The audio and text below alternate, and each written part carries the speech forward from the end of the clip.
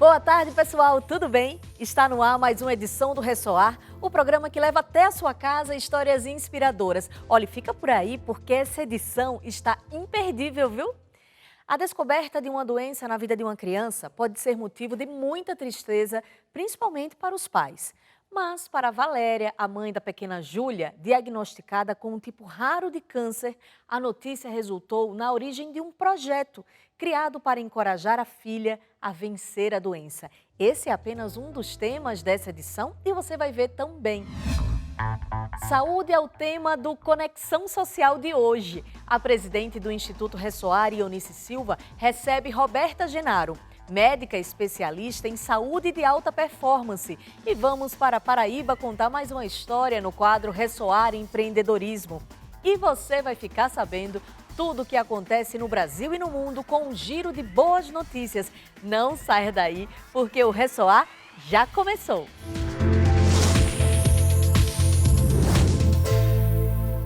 E abrimos o programa de hoje com uma história emocionante de uma mãe que, ao receber a notícia de que a filha, de apenas 9 anos, foi diagnosticada com um tipo raro de câncer, criou uma forma de incentivar várias outras crianças na mesma situação. Essa mãe passou a fazer bonecas carequinhas, uma maneira de ajudar na aceitação da doença e também de estimular a coragem e a esperança tão necessárias durante essa difícil luta. Bora ver?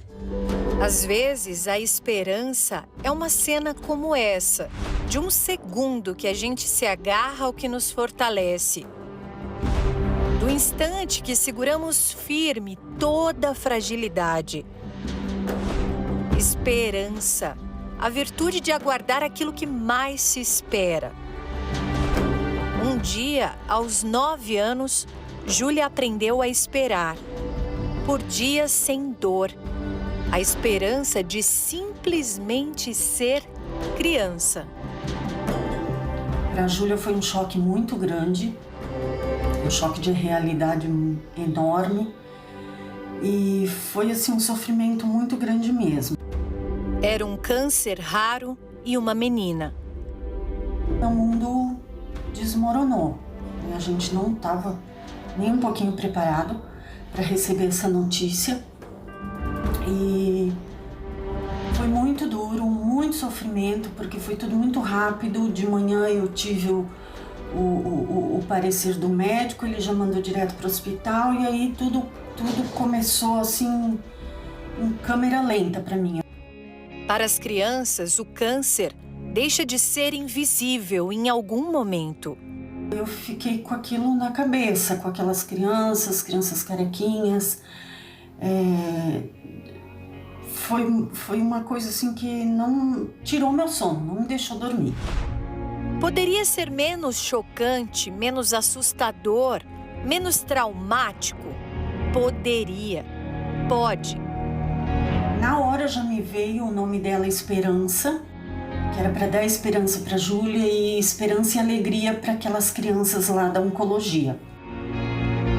Se a doença fica visível numa imagem, a esperança poderia ganhar forma. E ela ganhou, contornos, texturas, cores. Ela tem um significado, ela é carequinha, ela ajuda as crianças a entenderem a perda do cabelo. E ela é um doce. Uma aproximação entre o lúdico e o real, para que os cabelos de uma boneca não machuquem, mesmo com toda a maciez. Por isso, Esperança é a boneca carequinha de turbante. Sim, Júlia pode brincar. Júlia e todas as outras meninas que agora se enxergam na brincadeira que não exclui ninguém.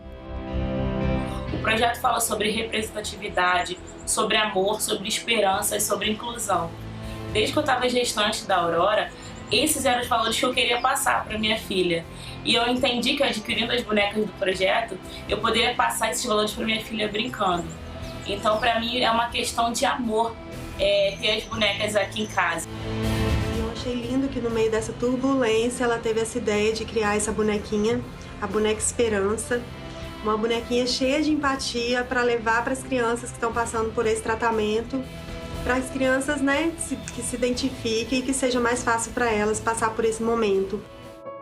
Karina fez um ensaio fotográfico da boneca de vestidos floridinhos e turbantes coloridos. E assim ela acabou apresentada a Valentina. E eu achei bem bacana e quis ajudar. Então eu pedi uma bonequinha para Valentina e a gente foi buscar a boneca. Quando chegou lá, ela abriu um sorriso enorme em ver a boneca. Quando ela pega a bonequinha para brincar, ela tira o turbantezinho da boneca e deixa a bonequinha careca, né? Então é muito interessante, assim, o jeito dela. Que a cuca vai pegar.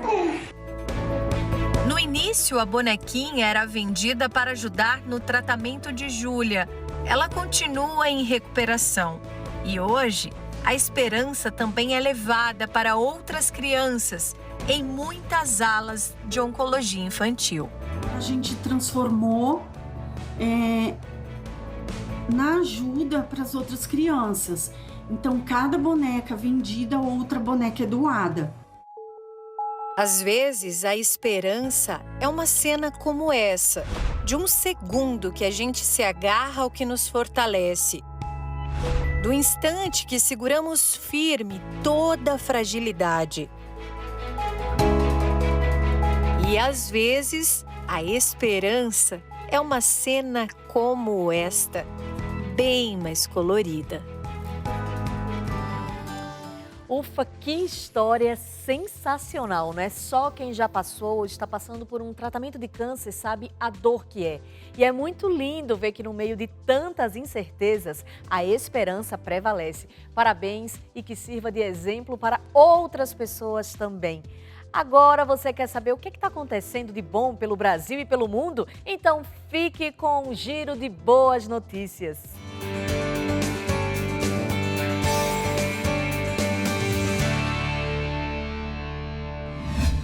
Em Minas Gerais, um caminhoneiro encontrou na rua uma carteira com R$600. E sabe o que ele fez?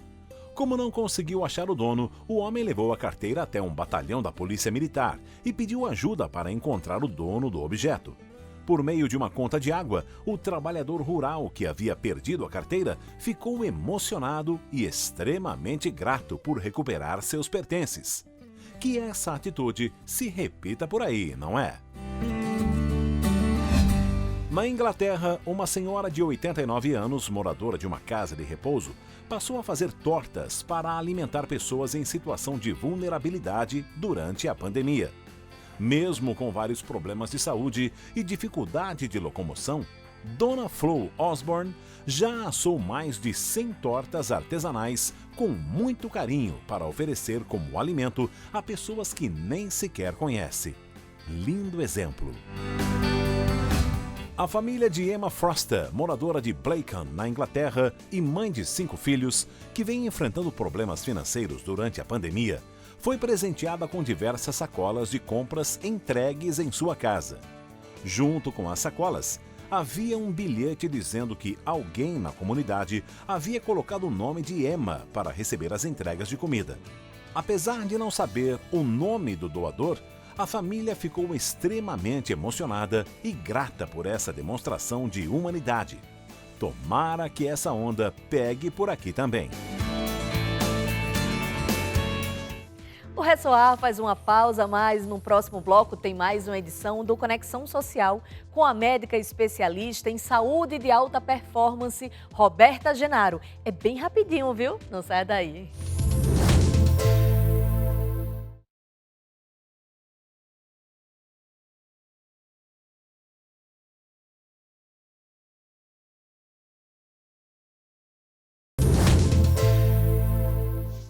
Estamos de volta e agora eu te convido para mais um Conexão Social cheinho de dicas de saúde. Acompanhe comigo.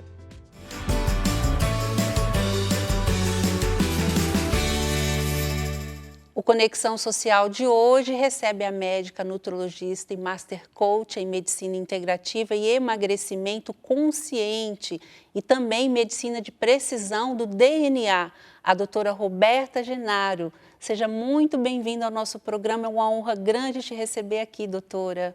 Estou muito feliz com o convite, gratidão, e vai ser um prazer enorme participar do Ressoar. Que bom. Nós ficamos muito felizes em conhecer o seu trabalho e a gente queria trazer aqui para as pessoas e falar sobre essa medicina integrativa que a senhora tanto defende, tantos outros médicos, e que às vezes as pessoas não têm esse conhecimento, né? Eu queria que a senhora iniciasse falando, doutora, como é que funciona a medicina de precisão.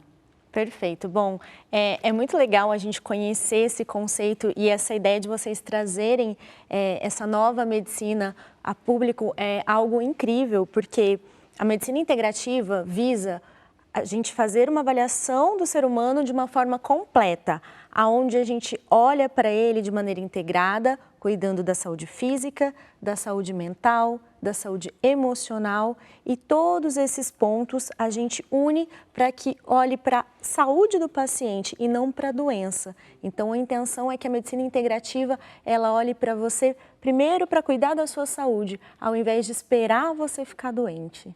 Isso é muito importante, porque hoje a gente, inclusive, até o serviço público, né, ele é restrito um pouco nas informações, inclusive, e as pessoas já chegam doentes, né, já para tratar dessa doença. Eu queria que a senhora falasse como é que a pessoa procura esse serviço, como é que ela descobre o DNA, começa falando sobre exatamente o tratamento, como é que a senhora faz esse trabalho.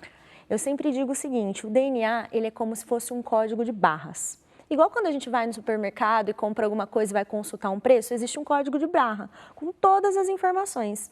Então, todo mundo tem um código de barra, que nesse código de barra vai dizer pra gente se você tem uma chance de ter câncer, se você tem uma chance de ter uma doença como Alzheimer, que é muito temido, se você tem uma tendência maior a ter um infarto ou um derrame. E aí, com essas informações, a gente consegue o quê? Cuidar da nossa alimentação, do nosso corpo, do nosso estilo de vida em geral e mudar essas informações, não deixar que elas fiquem ativas. E assim a gente pratica a medicina de precisão. Que interessante, né? E a partir de qual idade, né? Porque às vezes a gente pode pensar, tem que ter uma idade ou já desde bebezinho. Quando que a gente já pode começar a fazer essa medicina de precisão? Eu brinco muito com os meus pacientes que a gente diz o seguinte, quando você já está pensando em ter um bebê, eu tenho muitas mamães que estão programando uma gestação, então a gente já começa esse cuidado antes mesmo do bebê nascer, cuidando da mamãe, cuidando do papai, antes da gente ter aquele feto. Então não tem uma idade limite onde a gente pode começar esse cuidado de uma medicina preditiva, porque é uma ciência preditiva, porque a gente prevê as coisas. Realmente não é só prevenir, a gente prevê coisas que podem acontecer a partir da história dos pais, dos avós, e aí a gente consegue mudar a rota de como vai acontecer as coisas desse DNA, nessa informação genética. Agora eu queria que você falasse, doutora, o que muda na vida da pessoa, claro, se ela fazer direitinho, porque depois você vai passar um protocolo, né? Depois que você entende esse código de barras, e é maravilhoso você se entender, né? Eu acho que isso é uma coisa que todo mundo quer, né? Eu acho que eu vou saber como eu funciono, às vezes por que eu não emagreço, ou então por que eu tenho uma fome que não passa, né? Essas informações todas estão nesse código de barras, pelo que eu entendi, né? Então, com essas vantagens, se a pessoa fizer direitinho os protocolos, o que ela tem de ganhos? Porque o ser humano é muito movido a recompensas, né? O que ela tem de ganhos na vida? Isso que você falou é uma coisa assim fundamental que eu sempre friso quando eu estou falando com o meu paciente ou quando eu estou fazendo alguma palestra, fazendo alguma entrevista, porque o ser humano ele precisa se sentir desafiado o tempo inteiro para ele ter uma recompensa. E quando você entende que o seu corpo funciona assim, é exatamente isso que a gente consegue usar de moeda de troca. Quando eu falo que a gente tem esse código de barras, em cada barrinha dessa que eu tenho uma informação, é como se eu tivesse um interruptor de luz.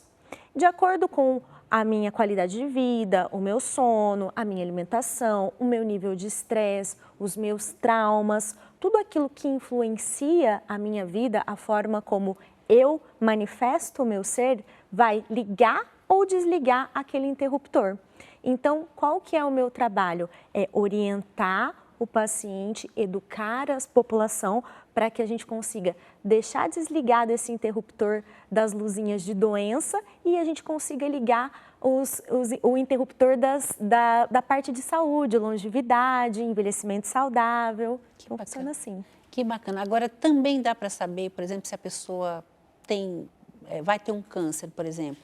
Com esse exame, a pessoa consegue descobrir, mesmo que se não teve na família? Sim. Quando a gente fala sobre DNA, existem várias formas da gente avaliar esse código de barras. A gente tem as formas mais comuns, que seriam os exames laboratoriais que a gente faz no dia a dia, né? Aqueles exames convencionais, hemograma, colesterol, esse tipo de coisa. Sim. Que quando bem interpretados, eles já mostram sinais para que a gente entenda, acende uma luzinha que isso aqui pode virar uma doença. Isso a gente já tem, por exemplo, quando a gente vai monitorizar um paciente para que ele não desenvolva um diabetes tipo 2, isso já é possível através desses exames simples.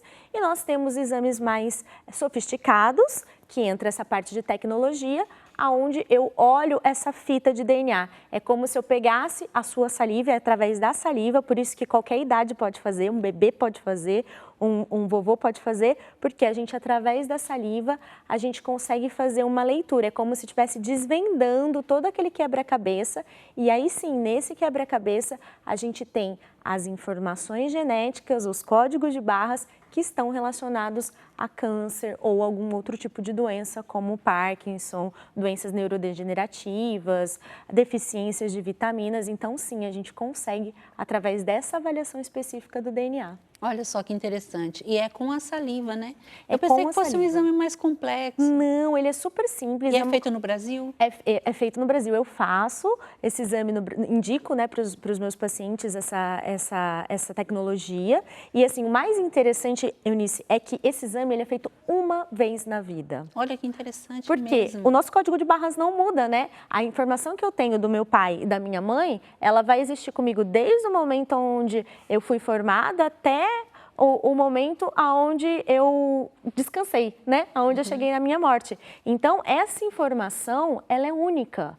Então, a gente vai fazer o quê? Quando a gente faz uma avaliação do DNA, através desse exame de saliva, a gente consegue ler esse quebra-cabeça e a diferença é que a gente vai posicionar as pecinhas para a saúde ou para a doença.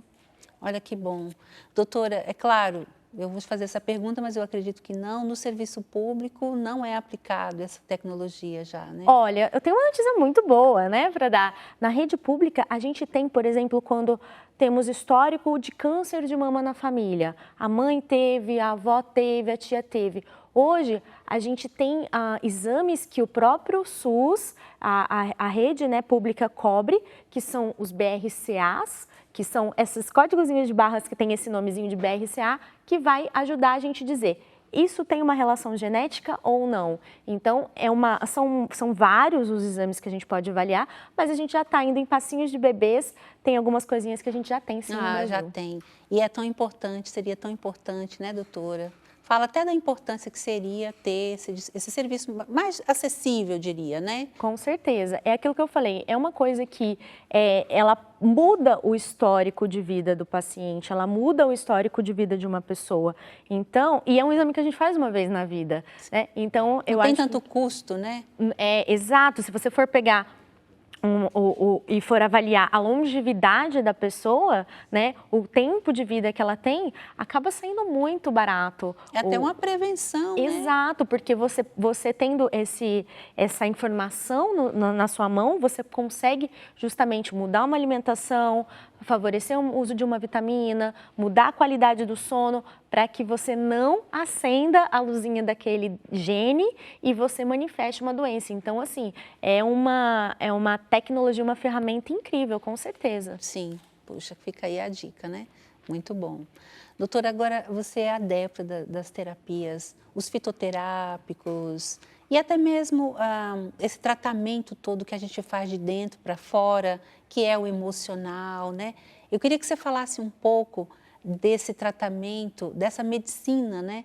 Que hoje é tão procurada e que faz tão bem, né, para as pessoas. Claro, eu acho que assim, o que eu sempre digo, o quanto a gente puder se aproximar daquilo que é natural, quanto mais a gente puder se aproximar daquilo que é da natureza, da nossa origem, melhor, né? Então, o que seria a fitoterapia, o que seriam as terapias ortomoleculares? São ferramentas que nós temos para favorecer a utilização de plantas, de vitaminas e de minerais para ajudar o nosso corpo. E por que isso, Eunice? Porque eu sempre digo que é o seguinte, a nossa saúde, ela não é só física.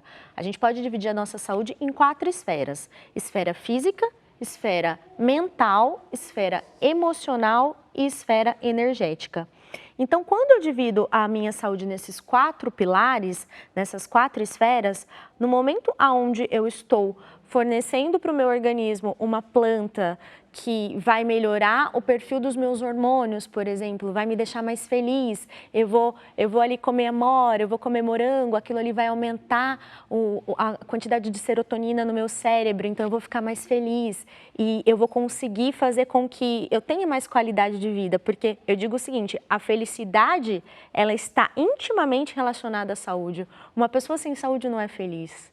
Então, essas terapias, elas fazem o quê? Elas são combustíveis que ajudam o nosso corpo a encontrar o caminho correto para que a gente possa chegar nessa autocura. Olha que maravilha. E isso é tão importante porque, você vê, as nossas avós, né, naquela época, elas não tinham tanta novidade como tem hoje. Não tinham as doenças que tem hoje também. E às vezes tinha um filho a cada ano, né? Às vezes nem tinha acesso a tanta medicina, assim.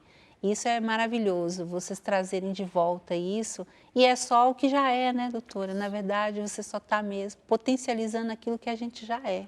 Isso é maravilhoso. Tem uma outra potencialidade que você fala muito e que eu acho incrível, que é sobre a alta performance. As pessoas querem muito a alta performance, produzir mais. Eu acho que a gente vive tempos que se exige muito da gente, a gente às vezes tem que fazer o nosso dia ser muito mais produtivo, mas cadê a energia, né, doutora? Cadê a energia? A gente não tem. Queria que você falasse um pouco por que as pessoas não têm energia hoje e o que é a alta performance. Olha, Eunice, você falou uma coisa que é uma pergunta que eu recebo pelo menos 2, 3 vezes por dia, todos os dias. Doutora, como que você dá conta de atender, de trabalhar, de acordar às 5 da manhã, de fazer tanta coisa e ter tanta energia, né? O que você toma? As pessoas sempre falam.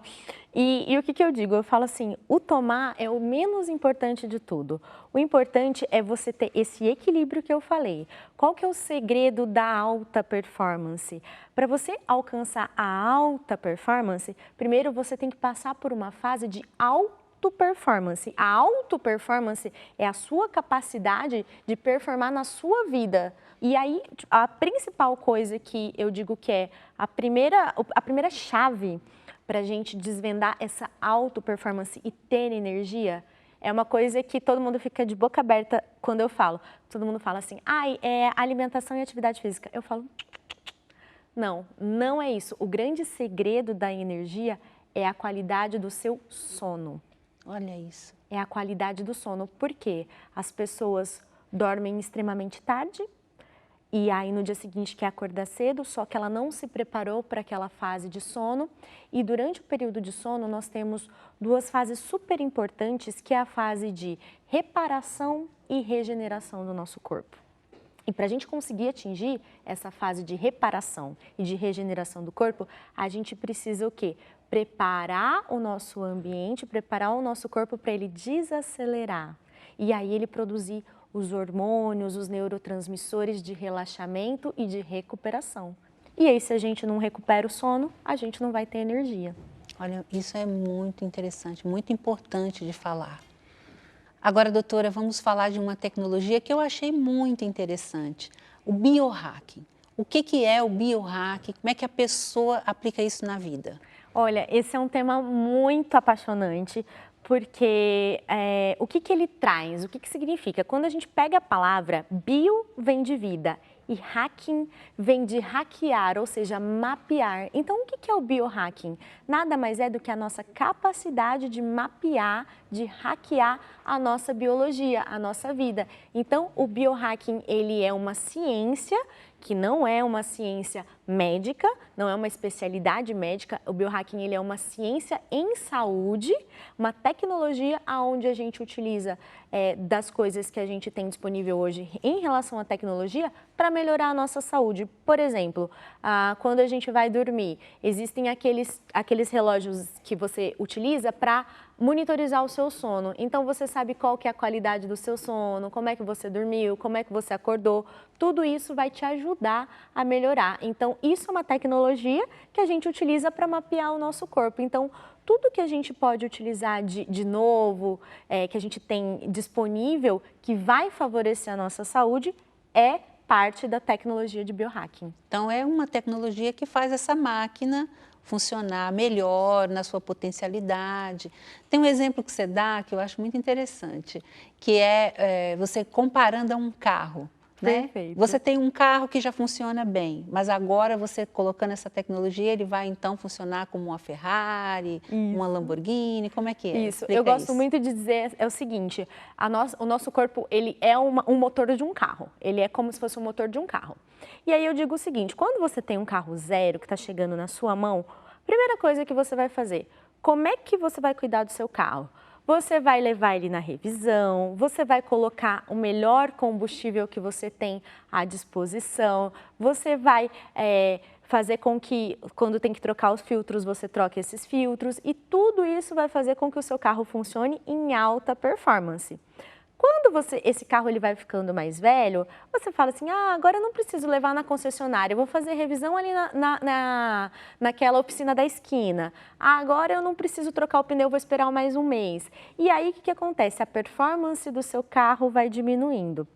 E aí quando a gente olha para isso, para esse motor, eu sempre brinco no seguinte, você está querendo andar de Ferrari, de Lamborghini, quando você tira o carro zero e você dá combustível aditivado para ele, você leva para revisão, você calibra o pneu, você cuida do banco, daquele couro, deixa tudo brilhando, ou você não vai cuidar, vai deixar o seu carro lá na tua garagem, não vai fazer revisão, vai colocar aquele combustível mais ou menos, e aí você vai começar a ter uma queda no seu motor. E agora eu brinco, uma paciente minha uma vez falou assim, doutora, eu não estou nem andando de fusquinha, estou andando de carroça. Ai, meu Deus, então tá muito abaixo ainda. Exato. Então é isso, o corpo ele é um motor que você pode escolher se você quer andar de carroça ou se você quer andar de Ferrari, de acordo com o teu estilo de vida. Sim, você fala muito também, doutora, que a nossa genética, ela não é um destino, você escolhe. E o biohack pode, então, ajudar que eu escolha um destino melhor, caso eu tenha uma genética que não seja tão boa? Isso, e aí é muito legal, porque assim,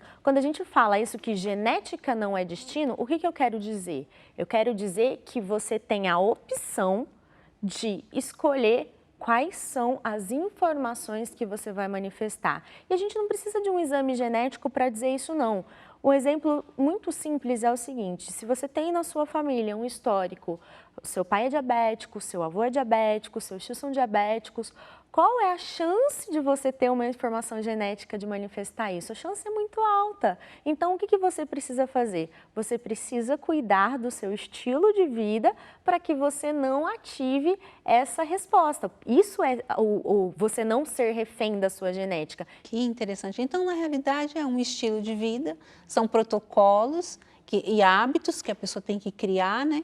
Para que ela instale, então, na vida dela, esses biohacks que vai, então, trazer uma qualidade de vida melhor e até mudar a genética, o destino, né? Isso. A genética. Muito bom, doutora. E como é que as pessoas instalam isso na vida, doutora? Quem que ela tem que procurar? Porque a gente até falava um pouco antes sobre isso, porque hoje a gente trata muito doença, né? E às vezes só tratar a doença não vai resolver, porque infelizmente às vezes não tem mais jeito, né? A gente precisa fazer essa coisa muito antes. Eu acho que começa um pouco lá na consciência, né? Muito da pessoa estar consciente, ter consciência da história dela, da vida dela e tal. Como é que a gente começa a criar essa consciência na vida, não só na saúde, mas no todo, né? No geral. Queria que você falasse um pouco, porque eu sei que você é Master Coach, você também trabalha muito essa questão emocional e da própria alta performance, a cabeça da pessoa, né? Para a gente poder ter saúde, a gente primeiro precisa entender o quão especial nós somos, o quão privilegiados nós somos de estarmos vivos e de estarmos bem. Então, aquela consciência de você olhar para você e falar, agradecer todo dia de manhã quando você acorda, nossa, eu estou respirando, eu estou bem, eu estou na minha casa, eu estou vivo, eu tenho gana de viver, eu posso ajudar a minha família, eu preciso fazer algo para mudar isso e para poder ter felicidade. Essa é a primeira coisa. E essa consciência, ela vem a partir do momento onde a pessoa começa a olhar para ela. E aí, uma coisa que eu gosto muito de dizer, às vezes a gente, pelos hábitos que a gente tem no dia a dia, pela nossa rotina, a gente esquece de olhar para a gente. E aí a gente olha para o espelho para escovar dente, mas a gente só está escovando o dente, a gente não está se olhando. A gente só está vendo uma imagem. E uma dica que é muito legal da gente praticar no dia a dia para começar a despertar essa consciência é parar um minutinho na frente do espelho quando você acorda e quando você vai dormir e se olhar e perguntar para você, o que eu fiz de bom para mim hoje? O que eu fiz de bom para as pessoas que eu amo? Então, essa consciência, ela começa quando a gente começa a se olhar, porque quando você se olha, você começa a escutar o seu corpo, ele está ali pronto para conversar com você. E essa conversa do corpo, ela não é só da esfera física, ela entra na questão da esfera mental. E aí, quando a gente faz essa atividade de começar a se olhar, a gente começa a tirar debaixo do tapete as coisas que estão nos incomodando e a gente começa a olhar para aquilo de uma forma diferente. Fala, tá, todo dia eu acordo às 10 da manhã, mas se eu quero ter mais saúde, eu quero fazer uma caminhada, por que eu não posso acordar às 9? Então, a gente começa a manifestar essa consciência e sair do piloto automático e começa a ser dono da nossa própria vida. Então, é assim que a gente começa. E eu acho também a questão dos objetivos, né? Porque todo mundo, às vezes, espera um passe de mágica, as coisas acontecer, e a gente sabe que elas não acontecem assim. Normalmente, você tem que ter uma ação, né, para que haja uma reação. E nesse quesito da saúde e até da alta performance, como a gente está falando, da pessoa estar desanimada e às vezes até depressiva, né? Ela precisa tomar uma ação, né, doutora? Eu sei que você tem, a gente vai falar daqui a pouco do Infocus, até isso você fez para ajudar as pessoas, mas eu queria que você falasse quais as ações que as pessoas podem tomar, o que elas podem fazer. Às vezes uma pequena ação, mas ela pode fazer alguma coisa para começar a mudar a vida dela, né? Sim, com certeza. Tem várias coisas que a gente pode fazer para mudar e que são coisas muito simples. É o que eu sempre digo, a gente precisa começar num micro hábito. A gente começa mudando uma coisinha de cada vez, porque não adianta nada eu querer ser uma pessoa fitness, que vai na academia e faz 5 horas de atividade física, se eu não consigo nem calçar um tênis de academia todo dia. Então, a gente começa com esses micro hábitos. E aí, a gente tem uma coisa que é muito preciosa nesse tempo de hoje, que é o quê? São as redes sociais, são os programas como o seu. Tudo isso ajuda de forma gratuita as pessoas. Então, a partir do momento em que você está aqui assistindo o programa, escutando esse bate-papo e anotando todas essas dicas que a gente está dando, você já está fazendo uma ação. Então, você começa com a informação. A outra coisa que eu sempre digo, quando você quer melhorar o seu hábito, o sono, então observa o sono. Qual que é o horário ideal de todo mundo estar na cama dormindo? É entre 10 e 11 horas da noite. Por quê? Eu sempre falo que começa às 9, né? Porque esse período, quando a gente fala daquela fase de regeneração e de reparação, que realmente é o que a gente precisa durante a noite, ele faz essa modulação hormonal, né, essa parte de hormônios de reparação, nesse primeiro horário da noite. Então, quando você vai dormir depois da meia-noite, você está atrapalhando tudo, você está envelhecendo mais rápido, você está engordando mais, você está ficando mais estressado, você está ficando mais cansado. Então, qual que é a dica que eu posso deixar aqui? Ajusta o teu horário de sono para dormir no máximo até as 11 horas e, principalmente, 1 hora antes do sono, desliga todos os tipos de aparelhos eletrônicos, celular, televisão, até aquela luzinha que tem da TV, desliga tudo e começa a entrar no estágio de relaxamento. Se coloca em posição de agradecimento. Eu gosto muito de falar sobre a prática da gratidão. A gente tem vários estudos mostrando que realmente praticar a gratidão, agradecer por aquilo que a gente tem, é algo que muda a nossa fisiologia. Sim. Muito bom, doutora. Eu queria que você falasse também o que toda essa prática que você falou, com certeza vai melhorar, inclusive a parte cognitiva da pessoa, né? Queria que você falasse o que a pessoa faz para ela ter uma memória melhor, porque hoje o mundo vive um estado de esquecimento, talvez até por esse monte de informação que a gente recebe todos os dias, muitos estímulos, né? Na palma da mão. O que a gente pode fazer para melhorar essa parte da memória, né? Isso é muito importante, é uma das coisas que as pessoas realmente buscam, né? A primeira coisa que eu sempre gosto de dizer é, o nosso cérebro, ele não foi feito para a execução de multitarefas ao mesmo tempo. Então, o principal erro que a gente tem hoje são as distrações. Então, às vezes você está ali trabalhando, está com o teu WhatsApp aberto no computador, pisca uma luzinha ali, o telefone toca, tem uma música do vizinho, tem o filho agora nessa época, né, de trabalhar em casa, tem o filho ali fazendo barulho, o cachorro, e aí todas esses fatores, eles acabam fazendo com que você não consiga focar em uma única tarefa. E isso que te faz perder a produtividade.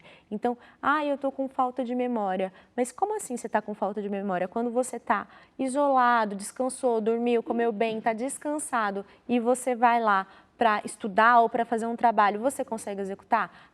Eu consigo. Então, não é que a pessoa tem um problema de esquecimento, de memória ou de falta de foco, mas é porque existem tantas coisas hoje interferindo que acaba atrapalhando. Então, a primeira coisa que a gente precisa fazer é uma única tarefa. Então, a gente escolhe aquilo que a gente precisa fazer, não quer dizer que você só pode executar uma coisa no dia todo, mas eu determino, das 8 às 9 da manhã, eu vou me dedicar à leitura. Das 9 às 10 da manhã, eu vou me dedicar a outra coisa. E aí você vai criando a sua própria programação. Por isso que é tão importante rotina. Que bacana, muito bom. Doutora, eu queria que você falasse então da fórmula e do produto em Focus, que eu acho que é um produto que você criou, né? Parece que você mesma criou a fórmula. Eu queria que você falasse dele e o quanto que ele ajuda as pessoas, né? Inclusive no foco, né? Essa é uma história muito engraçada. O Joel J, ele é meu paciente, né? E como ele é muito focado nessa questão de performance e tal, nessas trocas de informações e falando sobre estilo de vida e tal, surgiu a questão do foco. Eu preciso de alguma coisa que me ajude a ter mais foco, o que a gente pode fazer? E existem diversos alimentos, existem diversas plantas, especiarias que ajudam a gente a aumentar esse foco. E aí, nessas indicações de falar assim, isso é legal, isso é melhor, isso é pior, usa isso aqui, experimenta tal coisa, nessa troca, ele falou, nossa, isso é muito interessante, né? E por que não poder disponibilizar isso para outras pessoas, né? Porque não são medicamentos, não entram em linha de medicamentos, são produtos alimentícios. Então, eu recebi esse convite de ser a cientista por trás, né, da formulação, e eu aceitei esse desafio e aí a gente criou aí algumas opções e nessa visão de cientista a gente acabou criando o InFocus, que é um produto natural que você consegue utilizar algumas substâncias para aumentar a sua concentração e foco. Nossa, que bacana, doutora. Parabéns. Obrigada. Viu? Muito bom. Eu queria que você falasse agora da importância da gente levar essa medicina integrativa cada vez mais e humanizar também, né, doutora? O médico hoje, ele é um aliado, né? Ele é um amigo, ele tornou um nosso amigo, porque a gente antes tinha medo do médico, né? Você via um jaleco branco, você já pensava em dor, sofrimento, e isso até afastava a gente. Mas hoje não, o médico, ele vem aqui na televisão, ou na internet, ele está na nossa casa o tempo inteiro ensinando. E eu queria que você falasse dessa humanização, essa parte boa, né? Por que as pessoas devem procurar, por que as pessoas têm que ouvir e fazer e melhorar a qualidade de vida, enfim. Isso é uma coisa que é o que me encanta na medicina que eu pratico. Como eu sempre digo, eu não vendo um sapato. Eu lido com vidas, eu lido com pessoas que você é o amor de alguém, você é filha de alguém, você é mãe de alguém.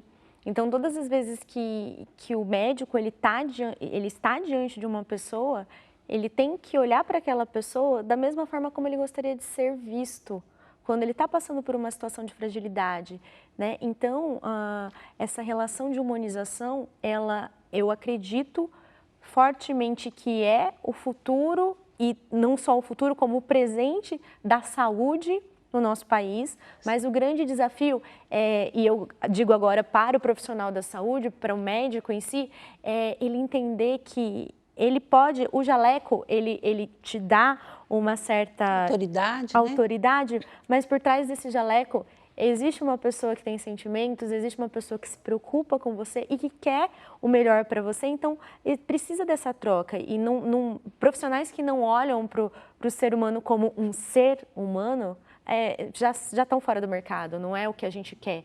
E aí o médico, ele tem que ser exatamente um amigo do paciente, ele pode te ajudar não só na hora que você já manifestou uma doença, mas também quando as coisas não estão indo muito bem, porque como a gente tem 4 esferas de saúde, a gente não procura o médico só a hora que infarta, quando a gente está com uma tristeza que a gente não consegue melhorar, uma ansiedade que não passa, aquele pensamento acelerado que não tem jeito, toda essa compulsão, essa angústia, isso também está relacionado à saúde. Então, nós profissionais da saúde, dentro da medicina e dentro das outras áreas, nós temos que nos unir para que as pessoas olhem para as outras pessoas como seres humanos. Nossa, que bom. É isso que eu acho muito lindo.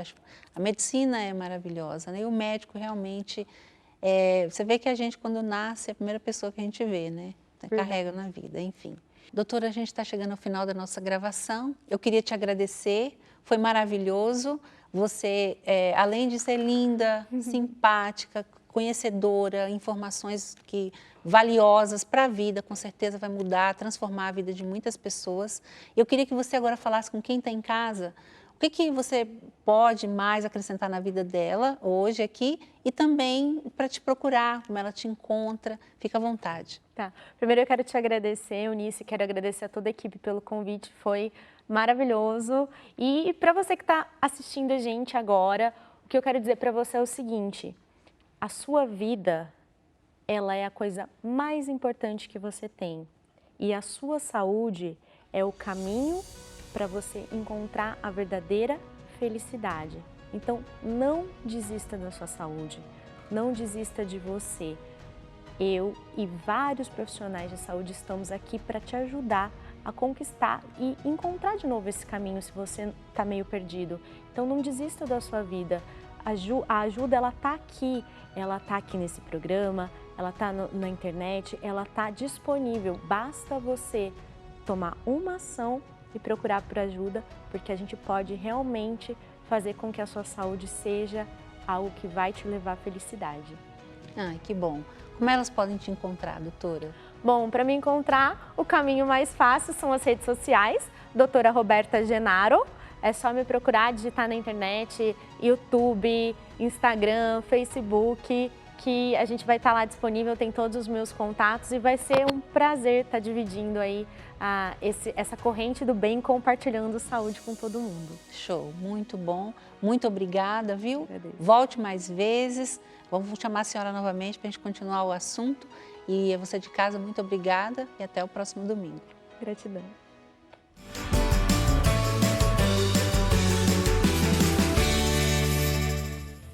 Gente, que tema de extrema importância, não é?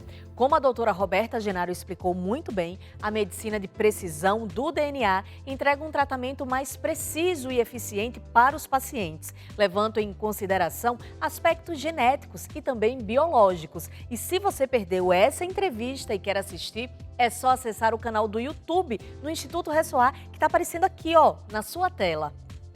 Mais um intervalo bem rapidinho, agora fica aí, porque no próximo bloco tem mais uma edição do Ressoar Empreendedorismo. A gente volta já já, viu?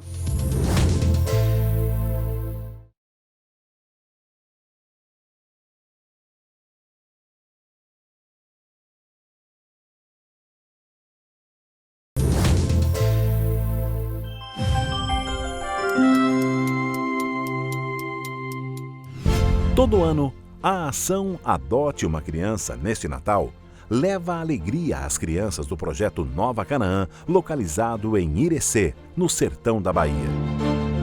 A iniciativa conta com a generosidade dos colaboradores da Record TV, Record News, R7 e de empresas parceiras do Instituto Ressoar para a doação de brinquedos, kits de higiene, par de calçados e roupa para as mais de 600 crianças atendidas. Instituto Ressoar, transformando vidas para uma sociedade mais justa. Estamos de volta com o programa Ressoar. Muito obrigada pela sua companhia aí do outro lado. Os pequenos negócios representam 95% do total de empresas no estado da Paraíba. E por trás de cada um deles, existem empreendedores que arriscam e ousam também para diversificar. Histórias como a de Brena e Maria, mãe e filha, que construíram a própria oportunidade. Bora para mais um Ressoar Empreendedorismo?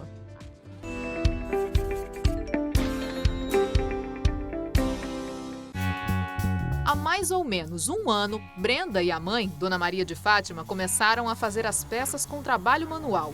Enquanto a mãe ficava com o tricô, Brenda colocava em prática o que aprendeu num curso básico de macramê.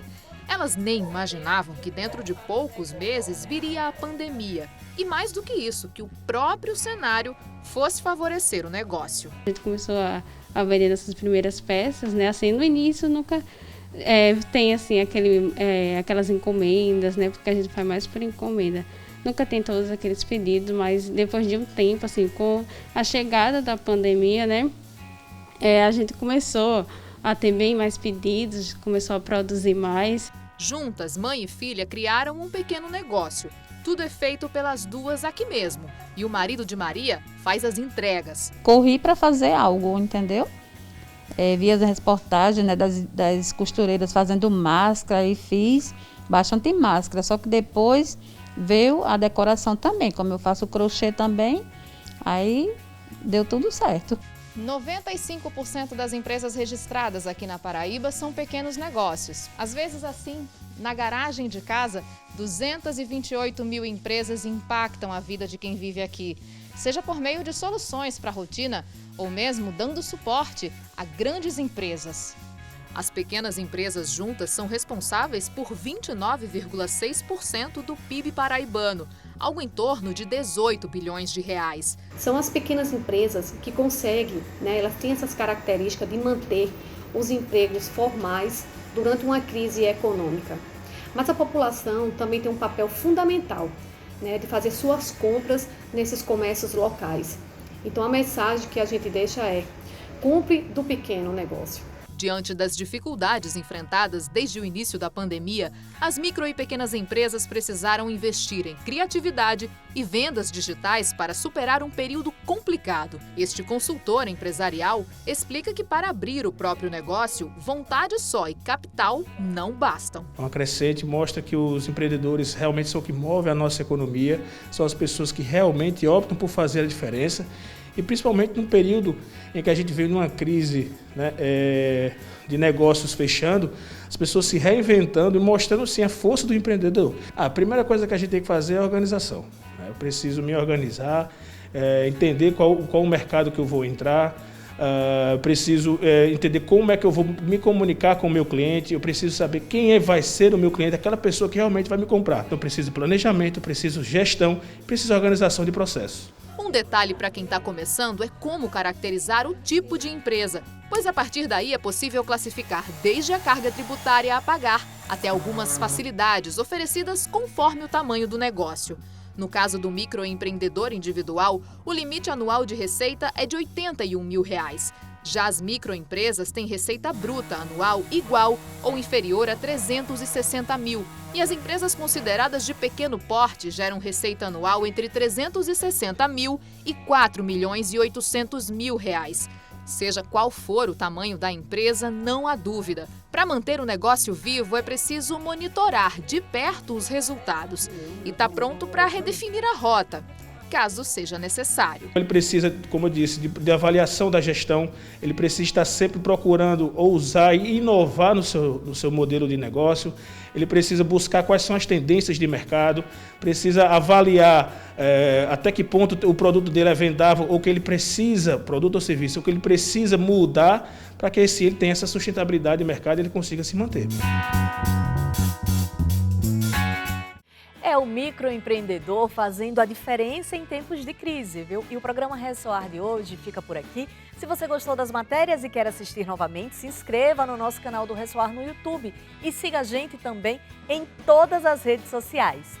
E lembrando que por causa das eleições no próximo domingo, não exibiremos o programa Ressoar. Nos encontraremos no próximo dia 22, já anota aí, hein? Muito obrigada pela sua companhia e até o próximo programa. E vote com consciência, tá bom?